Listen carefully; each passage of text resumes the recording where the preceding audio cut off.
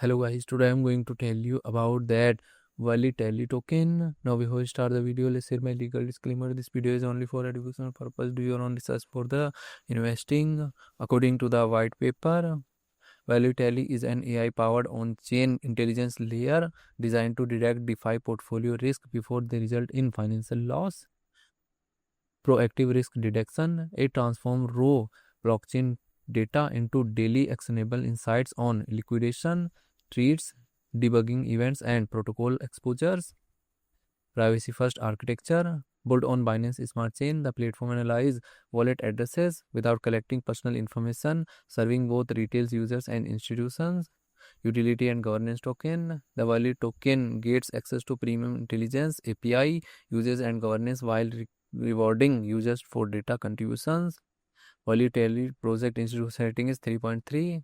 Wallitelli token total supply is 1 billion and circulating supply is also 1 billion Walli token. Walli token is listed on KuCoin, MEX, STX and other exchanges.